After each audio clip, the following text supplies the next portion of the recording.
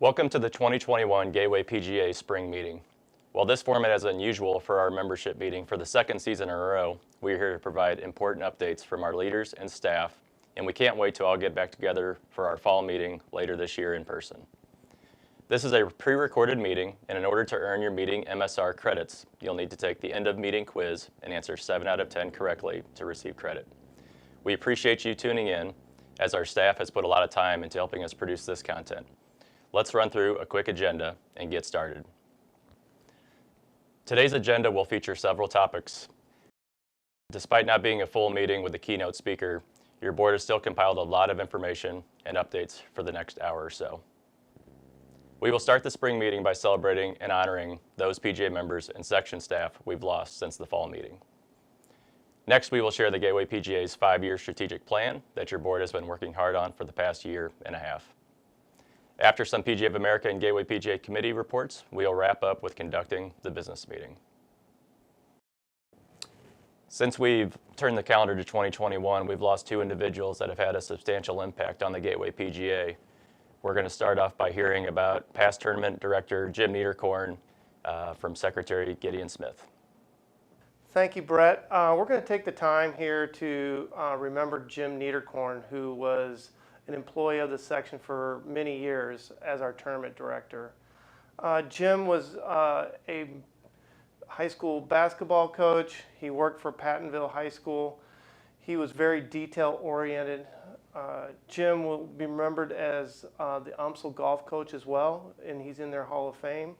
But more than anything, we would like to remember Jim for all the great memories that he gave us at the Gateway section with all of his great scoreboards, his camaraderie, and really helping us along. I mean, he truly meant a lot in my young career. I can remember coming up as an assistant. He was truly one of a kind, and he will be deeply missed. Jim Nearkorn was a constant for me in my early days with the Gateway section. He was there every Monday running my first professional events I ever competed in. I always enjoyed our interactions, even when I showed up for my first ever match play championship in 2004 wearing shorts, and was soon informed that pants were required at majors. So I headed to Walmart in Waterloo, Illinois, where I bought an $8 pair of khakis and proceeded to win both of my matches on day 1. For a record, that was the only day those pants were ever worn. We'll miss you, Jim. Most recently, we lost Denny Walters, a legend in the Gateway section. Denny's father, Doc Walters, began building Bogey Hills Country Club back in 1962. Denny was an Air Force veteran, and he served in both Okinawa and in Florida in 1968 to 1973. Upon completion of his service, Denny became a member of the PGA of America in 1977 and began his golf journey at Bogey Hills Country Club. Denny served the Gateway PGA as president in 1981 and 1982, and he followed up that term with a term on the PGA of America Board of Directors from 1983 to 1985, serving on 2 Ryder Cup committees and the development and naming rights of PGA West in Palm Springs. His career focused on business and course development with the creation of Walters Golf Management and the building of Whitmore Country Club, the Missouri Bluffs Golf Club, the Links of Dardenne, Gateway National Golf Links, and the Golf Club of Wentzville, and he managed another dozen or so other courses. Inducted into the Gateway PGA Hall of Fame in 2000 and the St. Louis Sports Hall of Fame in 2019. He's survived by his children Angel Walters and Denny Walters Jr. Following his path, are currently serving at Bogey Hills Country Club as general manager and director of instruction. On February 4th, Denny passed away at his home in Florida, and his family is looking to honor his legacy with the creation of a junior golf invitational at Bogey Hills bearing his name. Personally, my first job in the business was at Bogey Hills from 1997 to 2002, working in the bag room. Mr. Walters and Bob Jones sponsored my entry into the 2002 Gateway Masters for my first ever professional golf tournament while I finished up college. I was happy to make the cut and enjoy all 3 rounds despite 3-putting my last 2 holes, costing me a few bucks. I will never forget that generosity that they showed, and will definitely miss you as a part of our section and our golf community. Rest in peace, Denny. We'll now hear from Vice President Grant Masson, a member of our Strategic Plan Committee. He's up next to discuss our strategic plan that we've been working on since November of 2019 at our board retreat to Dalhousie Golf Club. Thank you, Brett. Now I'd like to take this opportunity to talk about our strategic plan. For a lot of you, this is probably the first time you've heard of this, but Our board and executive committee has been working on this plan that started probably a little over a year and a half ago. We began by sending out a survey to our membership, to you, and we took that information from the survey and the committees that were formed around that survey and started to put this strategic plan together. The strategic plan is designed to be a guiding document for the focus of the section, its leadership and staff, and resources over the next 5 years. I think it's important to know that this is a 5-year plan that we have taken on. The structure of our plan mimics the PGA of America's plan in that the areas of focus are broken into 4 pillars. You have members, the game, people, and business. Each pillar, your board has summarized 2 to 3 priorities based on feedback from you, the membership. Each priority has multiple strategies to guide our efforts and to help move the needle. The plan is not a plan just for the staff or the board. This is a plan for the entire membership, and while the staff and board will play a big role, we will also need engagement from the members and committees alike. The board was almost ready to unveil this last year, then obviously COVID hit and forced our section to reprioritize our efforts. Because of this, since we are still navigating the COVID crisis, given that the section has been working towards some of these efforts already, you'll notice sections that are bold and versus light, and some of the strategies that have check marks next to them. So what this means is bold means we're giving that immediate focus from our section. Although the non-bold items are still important, focus on those will come later in our 5-year plan. The check marks means the strategy has already been completed. This plan will be used and referenced often by your board, staff, and leadership. This will be something that is readdressed and updated at the end of the 5-year term. This will be housed on the website for all members to view. If you have any questions, concerns, happy to have you contact me or one of the other leaders of our section. And at this time, I'll give it back to our president, Brett Moomey. Thank you. Thank you, Grant, and our entire strategic plan committee, the board, and staff for all their hard work on pulling this together. We'll now transition to our committee reports from the PGA of America staff and Gateway PGA committee members. Our first report is from our District 7 Director and past President, Nathan Carnes. Good morning, Gateway section. I hope everybody is well and you've been staying healthy over the last 12 months. I've definitely missed seeing everybody at different events and functions, and I hope that we are out of this soon. I feel like we've got just a few more months of this, and then we can really get our lives back to normal. This morning, I'm going to provide my District 7 report. It's hard to believe. I'm starting my last and final year of your District 7 Director with my term ending in November. As always, if you need anything or have any questions, not just about what I'm getting ready to cover, please don't hesitate to reach out to me at Winghaven Country Club. The first thing, we met last week in person for the first time in over a year. Usually in March we meet in South Florida. This year we chose to meet at PGA Frisco, the new headquarters that's being built that I'll talk about in a minute. The first thing that we passed last week was the Adp Funding Model that was presented by the Executive Directors Committee. This program will allow sections to earn up to $27,000 more in addition to the roughly $185,000 they already received through ADP funding. They just have to meet certain requirements and programs in the areas of education, employment, and coaching and player development. The best thing about this program is it was presented by the Executive Directors Committee, so you already have some buy-in, and this will be a win-win for both the PGA of America and its programs and the sections.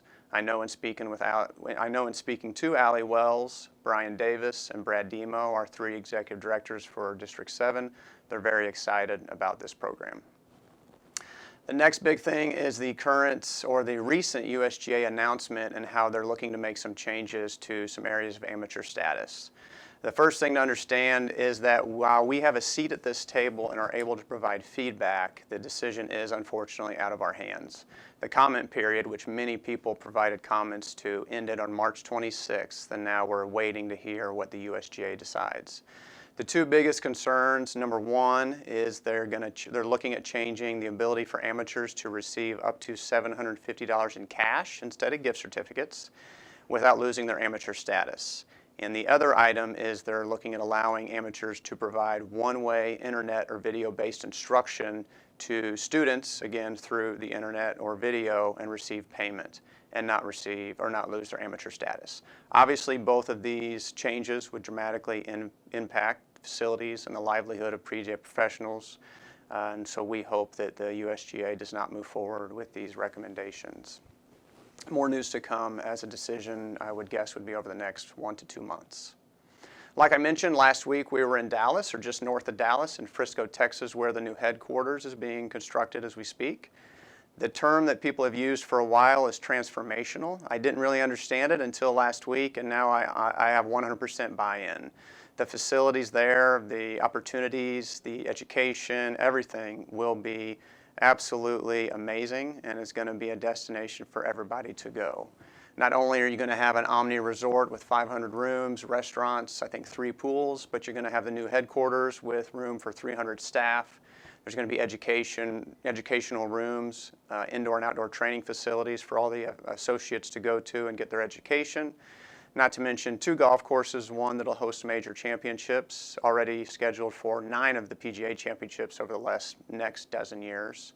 Practice facility, the 2nd largest putting green in North America next to a shopping village, a short course with 10 holes next to that, and so on and so forth. It really is going to be an amazing property, and I would definitely put it on your calendar to take customers, to take members, or just get down there and attend an event.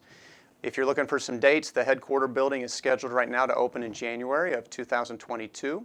The golf course should open in August of 22, and the Omni Resort is a little behind, and that should open in April of 2023. Very excited for the PGA Championship in 2 months at Kiowa Island in South Carolina. PGA recently announced that they're going to allow 10,000 fans a day, which is a great first step forward out of this pandemic. PGA members still have access, so if you want to attend the event, please come on down. Do contact the PGA and let them know of your intentions. But again, very excited that we're going to have some fans back, about 10,000 a day at Kiowa for our PGA Championship. Ryder Cup also is this year. It was moved from last year during the pandemic. Right now they're hoping for normal fans, which is about 40,000 a day. Still waiting on confirmation from the state of Wisconsin and other bodies up there, but definitely looking forward to the Ryder Cup later in the year. The last thing I'm going to comment on is the 5 Things to Know email.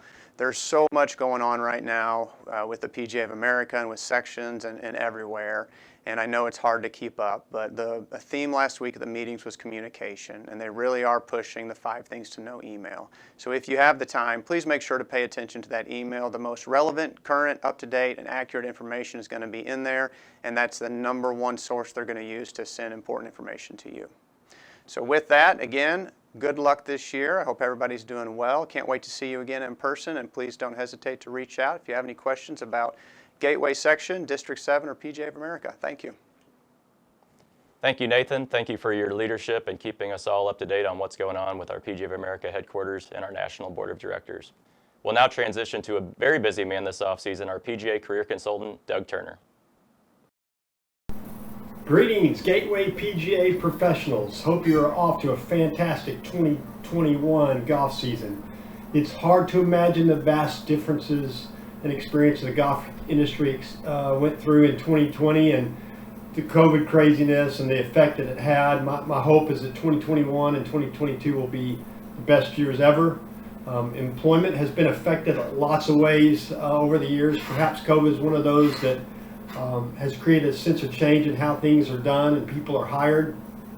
And we'll get to that in just a minute. But since my time is brief, I want to let you know after some time, a new compensation survey is available to you to be filled out to you online at your convenience. It's an important tool for the PGA there are many avenues for employers to find compensation averages.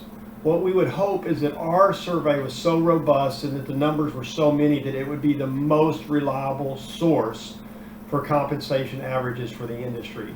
In the past, it's taken you a long time to fill out the compensation survey. What you'll find is this one will only take you a minute or two at the most. It's a running survey, so anytime you have changes in your compensation or employment, you don't have to wait till the survey runs again. You can go online anytime and fill it out. Again, I can't stress how important this is for me to help you and to be to strengthen our relationships with employers when it comes to employment. The tools at their disposal, the tax forms that they can see, now more than ever, it's easier to find them the information and then tweak it the way they want it. If we have this robust tool and it's filled out by 70, 80, 90% of our professionals, then we're the 800-pound gorilla, and that's what I hope will be. So you can find that link on your section website. I hope that you would make that a priority. Share it with your friends, go on there and fill it out. It just take you a moment. And so please take a moment to do that and help each other out on that. Let's talk a minute about the changes that have occurred sort of in the employment arena as in regards to COVID and what it's done. We've had a semi-busy change season in the Gateway section and in District 7 in general. Pretty much average, but had some significant changes with Craig leaving Meadowbrook and Forest Hills opening and Bogey Hills and Norwood. That's a little bit unusual, but in terms of averages, it's going to end up being about the same. The difference is, and one of the ways this affects you as a PGA member, is that most employers would be quick to try to get people in place, in person, for interviews. Now they're using technology. So whether it's a Spark interview hire, which is a timed response video interview that some of you have done, but I'll give you an example. So an employer would ask a question, tell us about one of your greatest successes. You would have 1 minute to formulate an answer, and to practice it, and then 1 minute to record it. And then after that, it moves on to the next question. So you got to be able to think on your feet, and you're looking at a computer screen. So that's one way.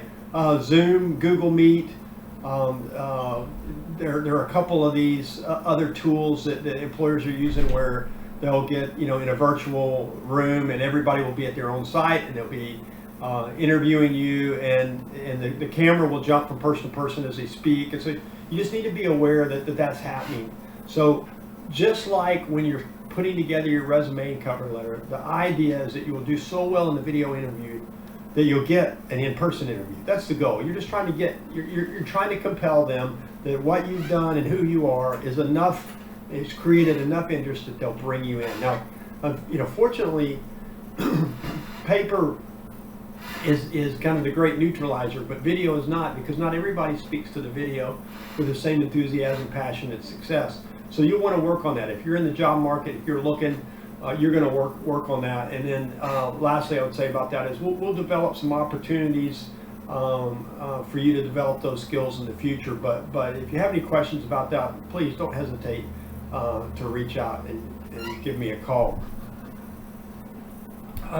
One of the other things I wanted to talk about is at this point, as of today, right now, there's 401 assistant job professionals posted on PGA.org. A month ago, there were 655. 655 assistant job professionals, and there's currently 401. What we're discovering that no matter what the job, even for the management level jobs, the number of candidates has shrunk. What used to get a 10% gets a fraction of that today. Assistants are really just, it's hard to find and difficult to find assistant golf professionals. So let's talk about that for a minute. In the old days, the compelling narrative was this: hey, you love golf, you want to play, you want to be around golf, come work for me. You're going to work from basically the Masters to deer season, and you're going to work every day. You're going to work weekends and holidays, and we do Monday outings now, so Monday's off. But hey, occasionally you're going to get to play. You're going to be around a game you love, and you know what? I'm only going to pay you about $24,000 to $30,000 a year, and you can teach it at hour 55. From 55 to 70, you make a ton of money teaching. And that was a compelling enough narrative that people actually applied for those jobs. That doesn't happen anymore. And so what we're discovering, even at the high-end facilities, they struggle to identify, find, and attract good quality candidates for their assistant golf professional positions. So many of you are in a position to maybe change that narrative. Perhaps when you're submitting your budget, you would submit for more part-time help and then start allowing your golf professionals to have 3 out of 4 weekends off, or a 5.5 day work week, 45-hour shot time work week all in, and then now they're doing junior golf at hour 41, 42, 43. Now they're doing lessons at hour 45, 46, and they're not tired. It's not as daunting as it was in the past. So maybe if you're in that position to affect compensation, affect how the job is structured, change it. Perhaps as you're submitting your budget, you want to stretch what you pay that assistant golf professional. And that may be uncomfortable for some of you, because some of you make what assistant golf professionals are making now. There are assistant golf professionals in District 7 the third assistant makes $80,000, and I'll be happy to talk with you about that offline if you want to call me and visit about that. But what that means is that in the past, when a head pro job came open for 55, the assistants would jump on it because they're making 32, working their tail off. Well, it's not the case anymore. So if you present budgets, it's time to maybe stretch our thinking a little bit and recreate how we structure assistant golf professionals.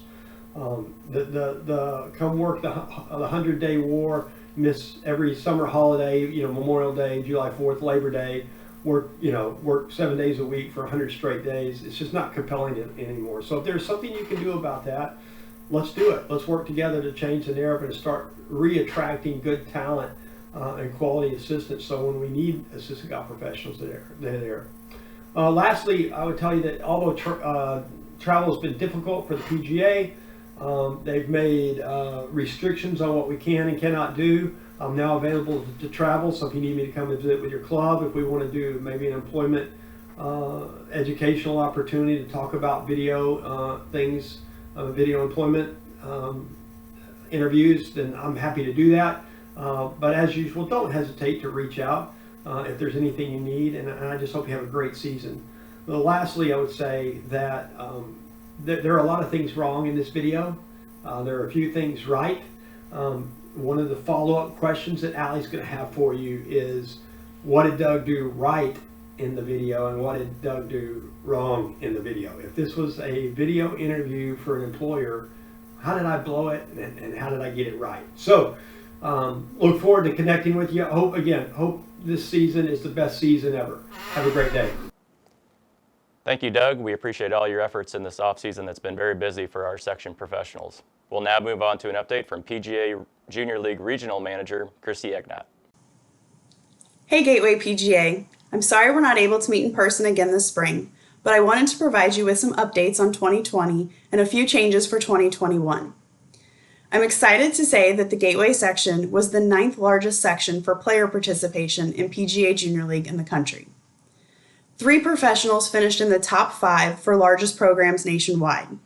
Those professionals are Mike Surrey, Don Kipper, and Clayton McGowan. Congratulations to them, and thanks to everyone who was able to provide a PGA Junior League program during a very strange time when kids probably needed it most. Now here are a few additional updates for Pga Coach, PGA Junior League, and PGA Family Cup.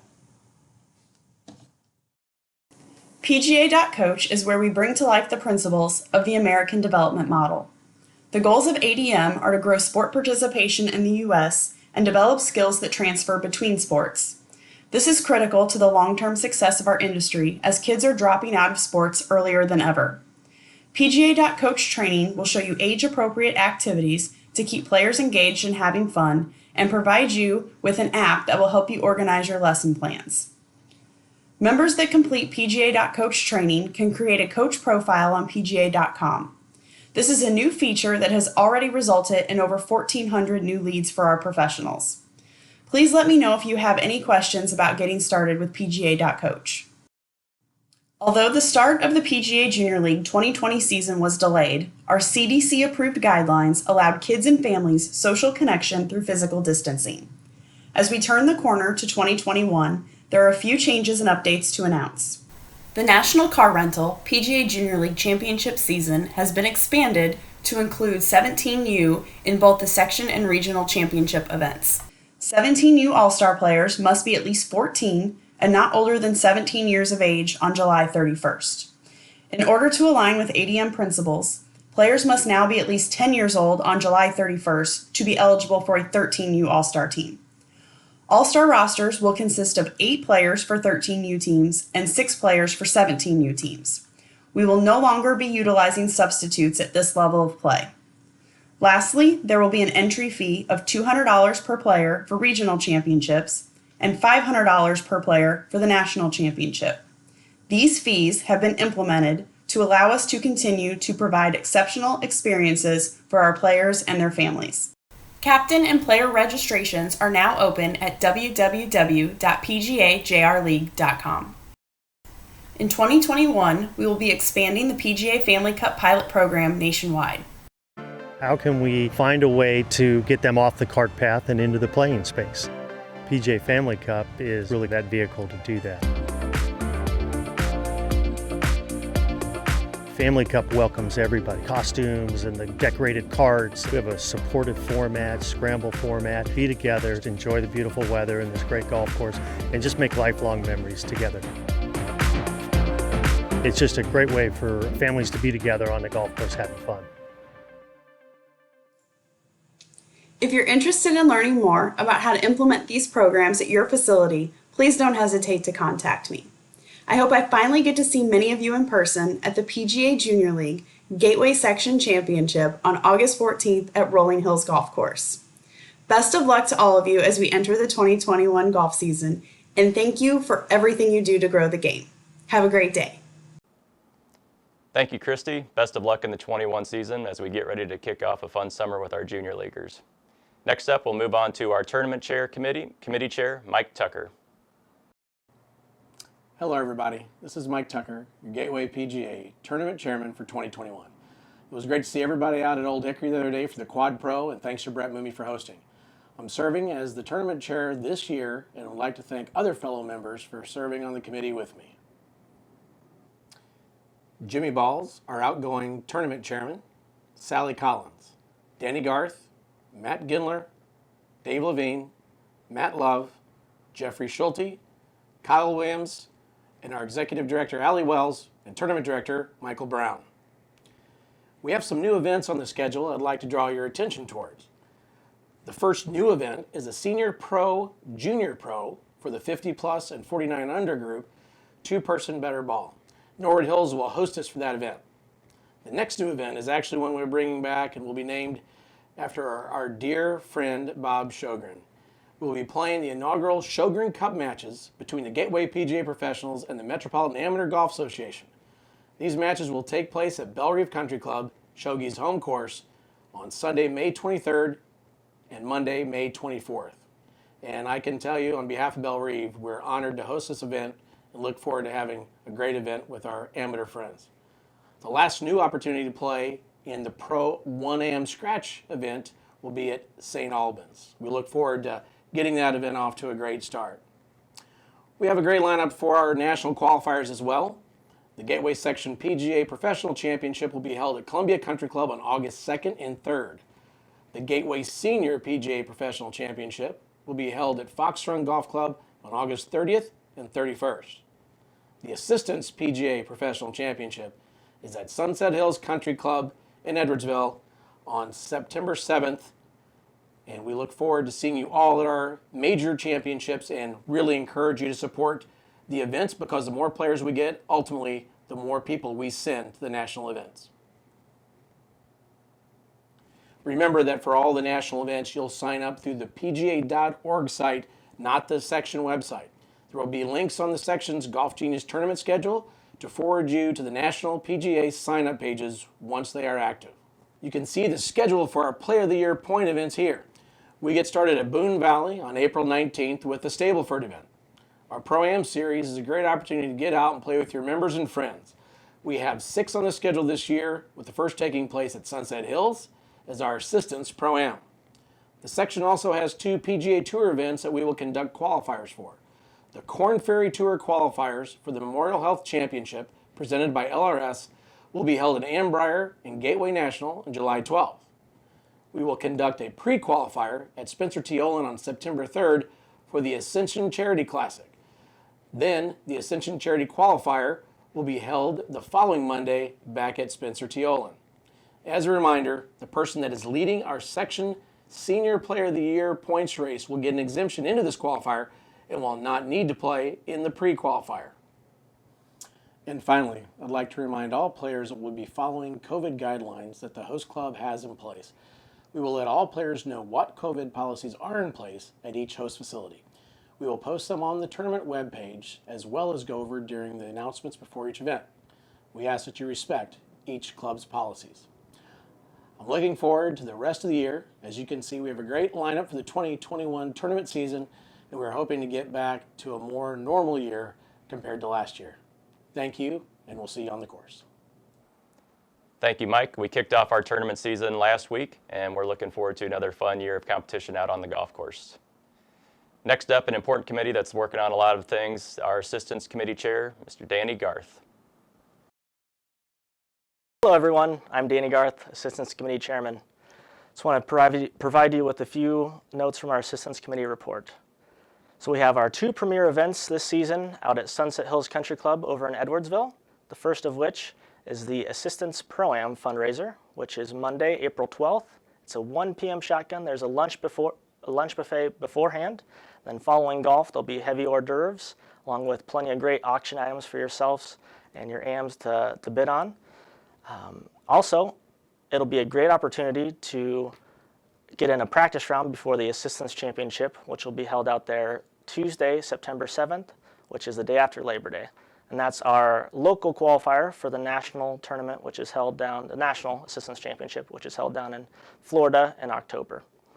I want to thank Sunset Hills for providing these two great chances for us to come out there.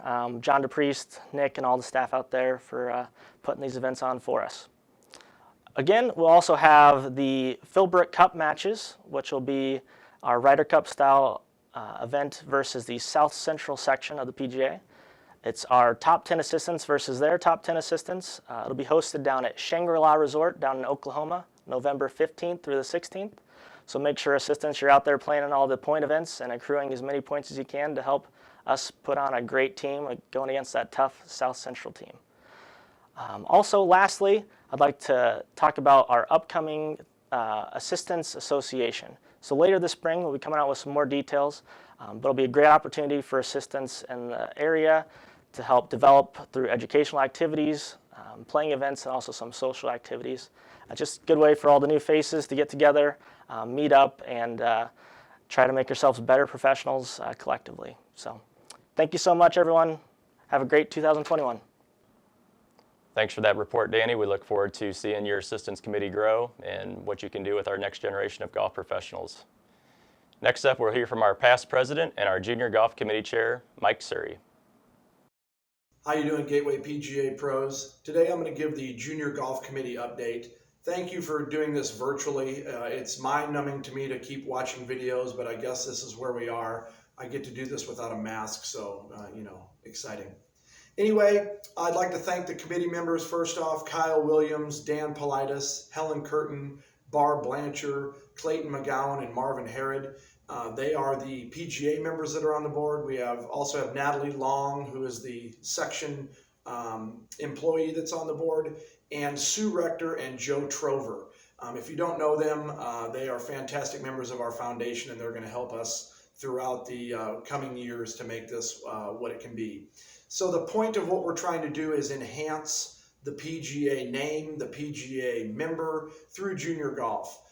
Last year we had some experience having pros out there as rules officials and starters, and it really kind of opened our eyes to how fantastic an experience it is for the players, but also the Gateway PGA pros. I had a lady call me the other day from Union, Missouri, which is 100 miles from here, asking me junior golf questions. She saw me at a tournament. She looked at me and thought, hey, that guy must know about junior golf. So she looked me up and called me.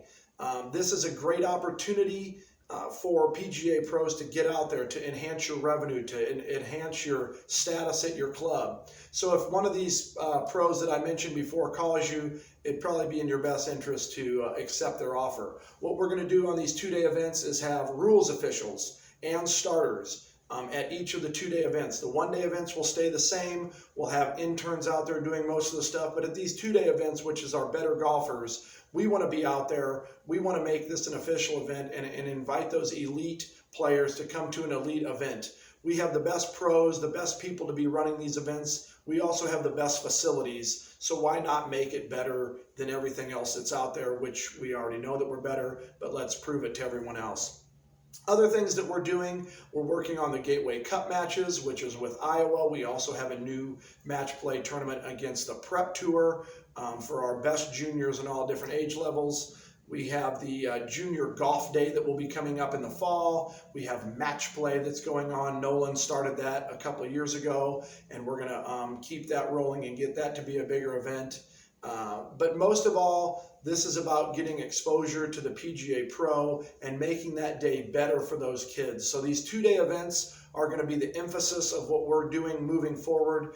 And so if you ever have any questions or comments, feel free to call any of us. I thank you for your time. I hope to see you all in the future. I probably won't have a mask on, so maybe have your vaccination before you see me. So have a great day.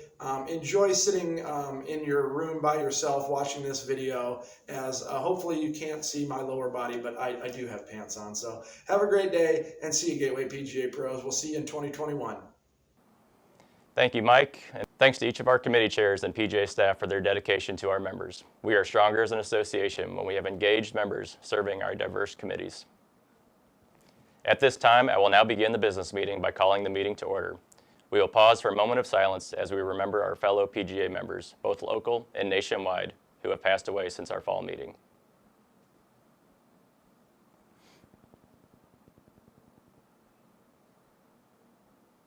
Thank you. As we are not meeting in person, the minutes of this spring meeting, the 2020 fall membership meeting, as well as all the officer reports will be approved at the fall meeting later this year. We'll now transition to our officer reports. I would like now to ask Gideon Smith to give his secretary's report. Thank you, Brett. So this is my first meeting as the secretary, and it's different. You know, we're doing this in front of a camera instead of in person. And when I campaigned, you know, I was hoping that we'd be doing this in person at our section meeting.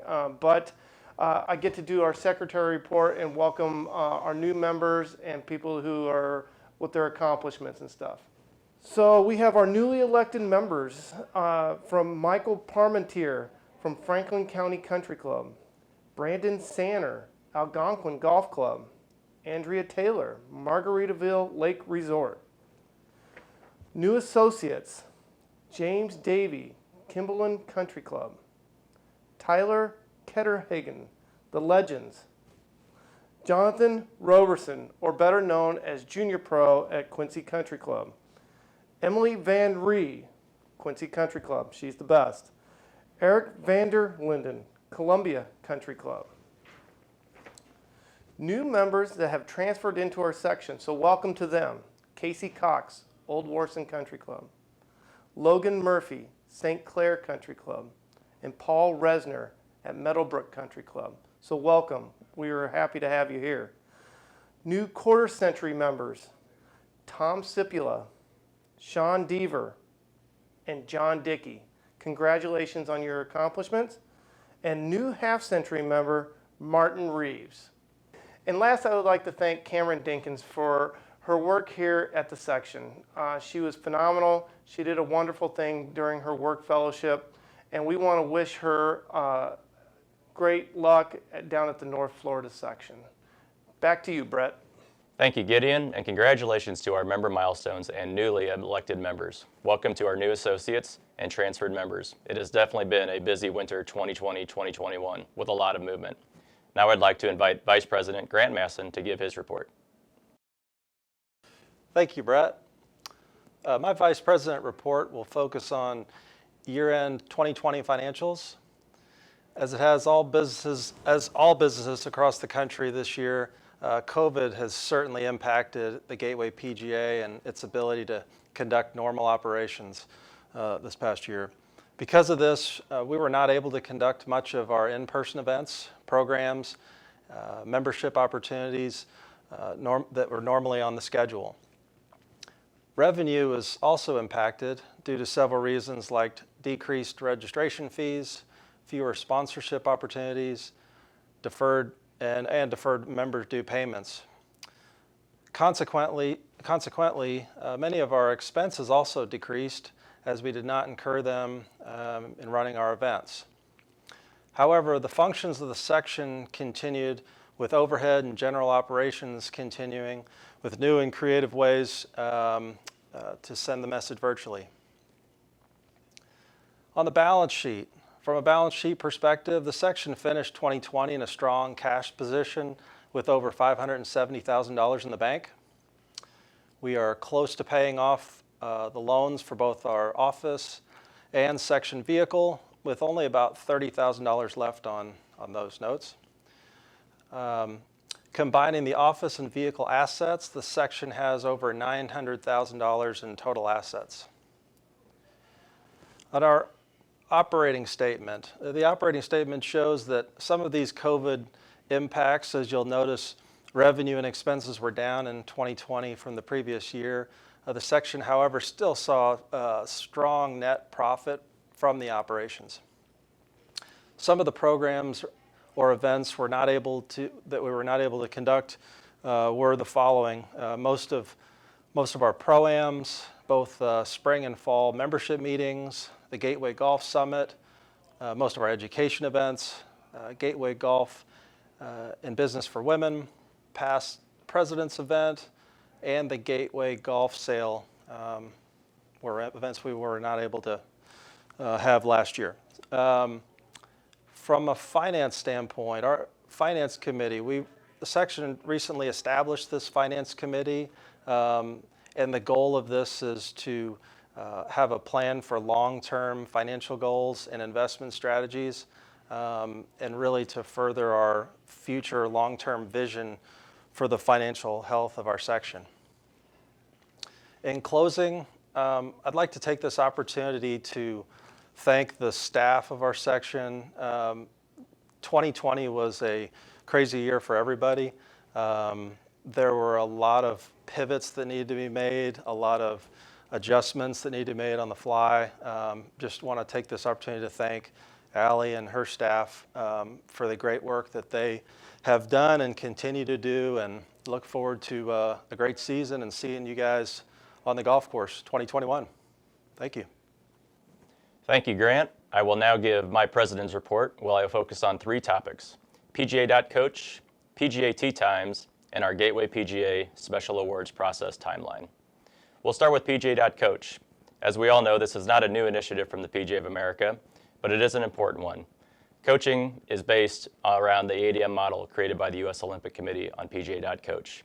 The certification is free and gives you access to an outstanding coaching platform to help you grow your business. You'll also be listed as a PGA certified coach on PGA.com for consumers out there searching and looking for a coach. You'll also receive, PGA members will also earn 3 MSR credits for completing the 2 to 3 hour virtual training.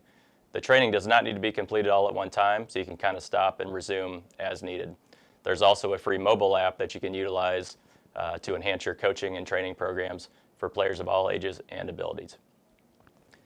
Next up, I want to talk about PGA Tee Times, which is a new partnership that's just now being launched between the PGA of America and Supreme Golf. It integrates with your existing tee time provider, so there's no need to change what you're currently doing at your facility. PGA facilities will receive a 10% commission fee, will receive 10% commission fees, while non-member facilities will be charged a 15% fee. The payment option is up to each facility. You can either prepay, pay at the course, or offer a flex pay option. Consumer data is collected by Supreme Golf, and it's available for both public and private courses that offer open play options. Courses control their own tee sheet, their inventories, and the rates that they want to offer. The tee times will be listed at both PGA Tee Times, teetimes.pga.com, and supremegolf.com and their mobile apps. For each facility that registers with PGA Tee Times, we will receive $50 per facility to the Gateway section as a part of an additional revenue opportunity for us as a section. I'll finish up with our awards timeline. As we all know, we haven't had the chance to celebrate in person. So due to us not celebrating yet our 2020 special award winners in person last December, the board has decided to recognize them in December of 2021, similar to what the national awards will do at the PGA annual meeting in November of 2021, and follow up with our 2021 winners being recognized in the spring of 2022. This will allow us to get back on track with our traditional night of celebrating our awards winners the Sunday night before our fall meeting as fast as possible. The awards subcommittee is also working on some changes to our awards process and naming some of our most prestigious awards. We'll have more details to come on that soon. This concludes my president's report, so I'd like to ask Allie Wells to wrap up these officer reports with her executive director report. Thank you, Brett. For my executive director's report today, I'd like to focus on about 4 topics. I'd like to start with the strategic plan and just state how excited I am that we are releasing this strategic plan, this 5-year vision for the section. I'm not going to go into any details on it, as I think Grant did a great job of covering it earlier, and also it will be posted on the section website for any members to view. But I would like to state that this is just a great roadmap for all section members, leadership, and staff to follow. And I'm really excited to see how we'll move the needle on some of these areas that are most important to our members over the 5-year period of time. Next, I'd like to recognize 4 Gateway PGA professionals that are serving on national committees. Again, we have 4 members serving on national committees for the 2021-2022 year term, which I think we should be very proud about. Brian Main is serving on the newly created PGA Hope Committee. Mike Surrey is serving on the PGA Junior League Committee. Jesse Barge represents us on the Rules Committee. And I am sitting on the Executive Director and PGA Junior League committees. Next, I'd like to take a quick minute and recognize the staff of the Gateway PGA. The staff here are hardworking, they wear many hats, and unfortunately due to last year and COVID, we just weren't able to get out and see the members as often as we do. And we have some new members in the section as well, so wanted to take a quick minute to introduce the staff or reintroduce them. And give a quick reminder of the roles they play, and if you need anything from any of the staff members, you know who to go to. Most everyone knows Michael Brown, our Director of Competitions. Michael runs our entire tournament program, all of our stroke plays, all of our Pro-Ams, our entire member tournament, all of our qualifiers, our Las Vegas Pro-Am. Jude is our communications coordinator. She does all things communications, emails, websites, social media, creative, marketing, media and PR relations, videography, and photography. Nolan is our foundation fundraising events director. He does all of our fundraising events throughout the year, plus he oversees all of our donor management, as well as some of our North St. Louis foundation programming initiatives. Natalie is our foundation junior golf manager, so she runs our Gateway PGA Junior Tour, our Gateway PGA Junior Development Tour, oversees our drive, chip, and putt program, PGA Junior League Golf, our scholarship program, as well as overseeing our PGA Hope Military Veterans Program. And Kathy is our office admin assistant. Kathy's the glue that holds us all together, and she oversees all things here at home base, plus some other things that are membership related. She's the first point of contact generally for all phone calls and questions and membership questions. Plus, she is our liaison for all things accounting for the PGA of America. So she oversees all of our local accounting and is the liaison back and forth between the PGA of America. Plus, she oversees some membership services as well as some education programs. And last, we're getting ready to bring on our next Pga Works Fellow. We don't know who it will be yet as of the time that I am filming this video, but we're very, very close to finishing that process. That Works Fellow, as a reminder, it's a 12-month fellowship that we conduct in partnership with the PGA of America, where an individual of diverse background is exposed to the business side of golf. And that person will work very closely with all of our foundation programs, our junior golf programs, PGA Hope programs, and some of our foundation fundraisers as well. Lastly, I just want to take a quick minute to say how much I and the rest of the Gateway PGA staff are looking forward to a really great 2021. We're hoping and planning to resume in-person meetings, education events, summits, seminars, and any indoor events that we can later on this fall, assuming that COVID allows. I wish all of you a great 2021. Please let us know if the section staff can ever be of any assistance to you, and I will wrap up my report. Thank you, Brett. I'll turn it back over to you. Thank you, Allie, and as always, we're so thankful for all your dedication you give us as section members. You and your staff help keep us going in the right direction and keep us informed on everything that's going on within the National PGA and our local golf community. Since there was no business submitted by the new business submitted by the deadline, I will officially close the spring membership meeting. I'd like to wish you all a great 2021 season, and we look forward to more programming and in-person opportunities as the year rolls on. Have a great year.